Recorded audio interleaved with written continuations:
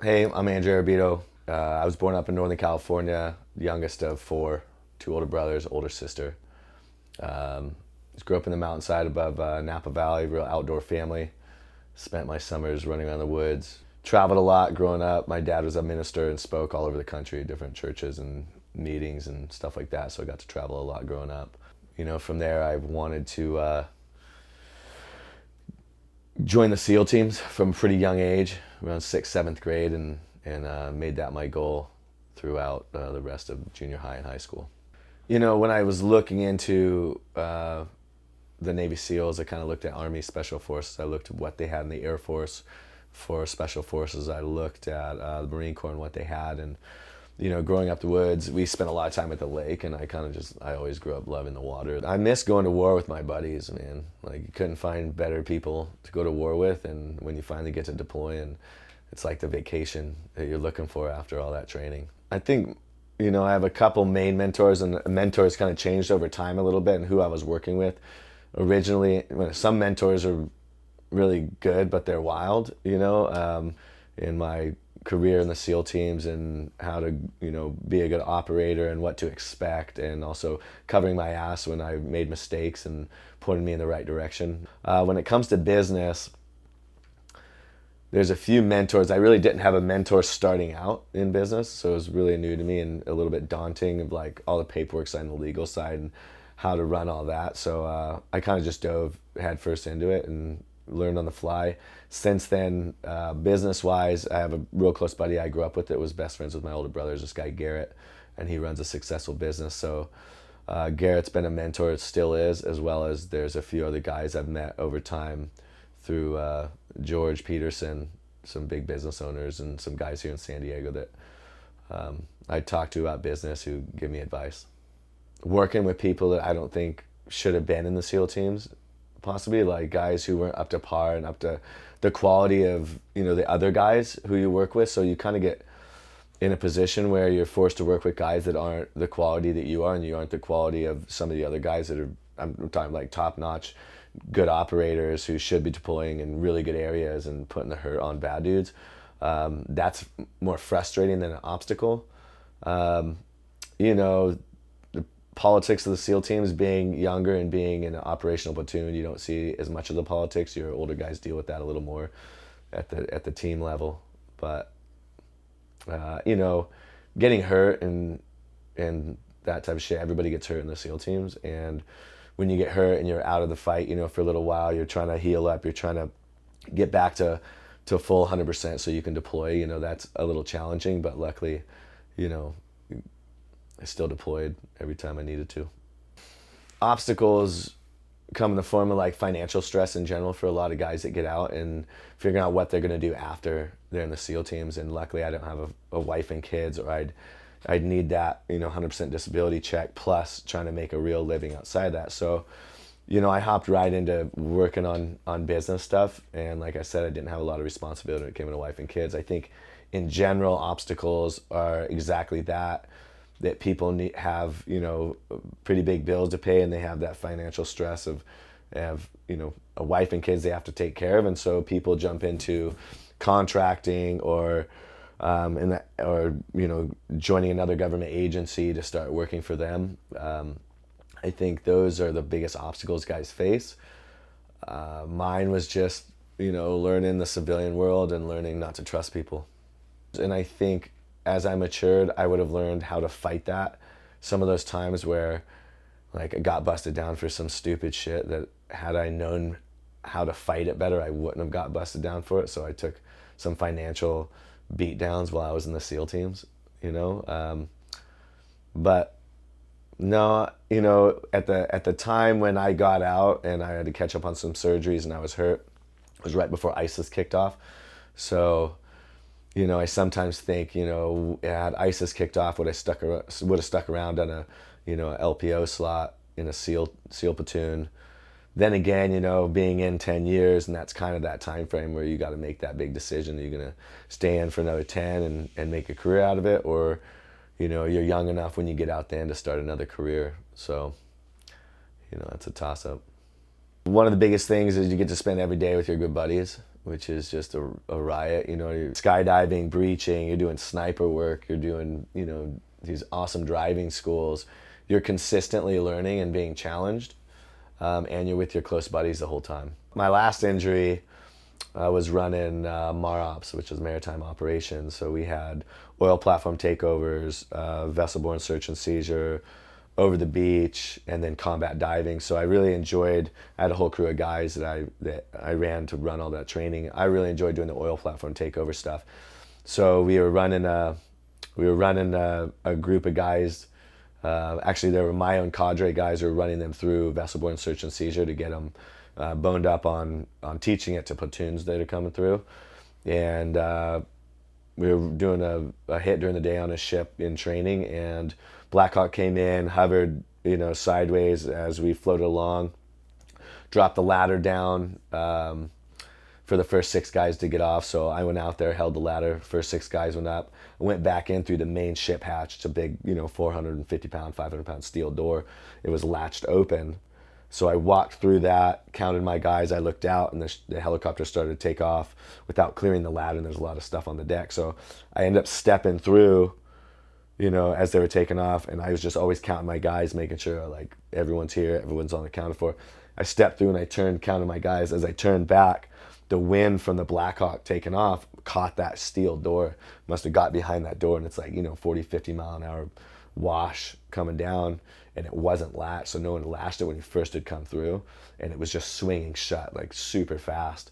So I put my, you know, arm against the wall, I pulled my leg out of the door, and my fingers were just on the inside of the hinge side of the door. So the door slammed and bounced open, but, you know, the hinge side of the door, 450-pound steel ship hatch, you know, and I was like, oh, you know, I said a few choice words, and I was using some new gloves that are Kevlar reinforced so that you can still fast rope onto the ship, but they're small enough that you can still manipulate your weapon safety. Anyway, there was a little cut on the backside, but I just knew they were broken, man.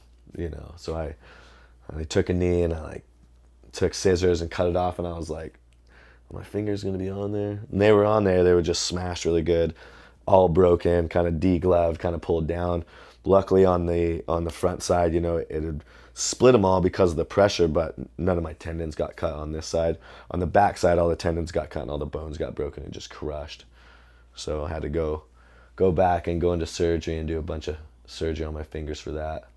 You know, and that was kind of like, I think I had 8 or 9 months from then to my end of active service. So, you know, it was kind of on me. Do I want to re-enlist? Do I, you know, what I want to do? So going through doing all that surgery, you know, I was just like, man, I'm at 10 and a half, 11 years, pull chocks, take my disability, and start another career. And there's not a whole lot you can do. You put pins in to put the bones straight. I think there's grafts you can do for the tendons, but, you know, what you really need is those flexor tendons, and I got all that strength back versus extensor tendons, where these two are just ugly and make children cry. I can't straighten them. You know, I kind of started half-face blades and making knives kind of for fun to get them to my SEAL buddies that are still active duty. Just wanted to have a product, a quality product that like worked really well. And since I've been an end user my whole life, I figured I'd go back to the beginning.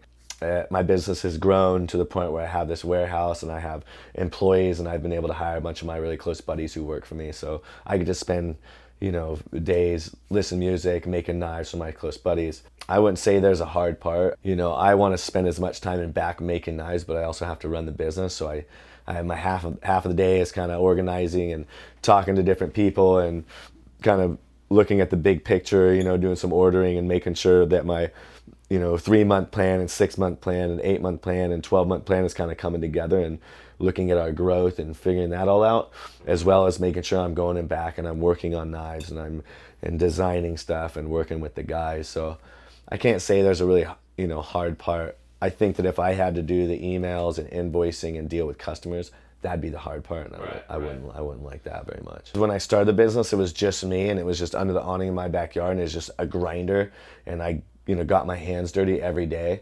So I've been there where I have a new guy that starts and I put him on the grinder. I know every job that my guys do in the shop, I've done multiple times, and I don't mind going back and doing it again, you know, a little bit here and there, which is awesome. I find it, you know, rewarding making knives and, it's starting from scratch and there's nothing, and then ending up with, a beautiful knife that we put in someone's hands, whether it's a chef and they cook amazing food, or whether it's a special forces, operator, we put it in his hand and he's taking it overseas. So we got that really rewarding part of it, as well as just finishing a job and being able to be creative. The leadership part of it is seeing my guys start from, where I learned, and them grow and learn the whole process, and then see them get to be creative as well. And also teaching my good buddy who's a manager, like, better leadership skills and how to deal with guys and how to talk to guys and how to get more done, working with different people in the shop, because everybody works a little different, and you find their greatest value and their greatest quality, and you put them in the right position in your business so that you can get the most done.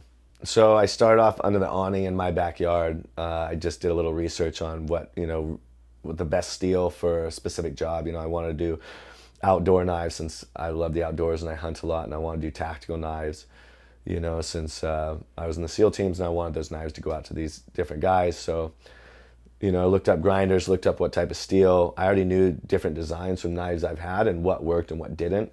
So it just started out with me, and then pretty soon, I did 50 knives, one design, and then I did another design. And by the second design, I just had a lot of people wanting them. So I hired my roommate, ended up hiring my other roommate.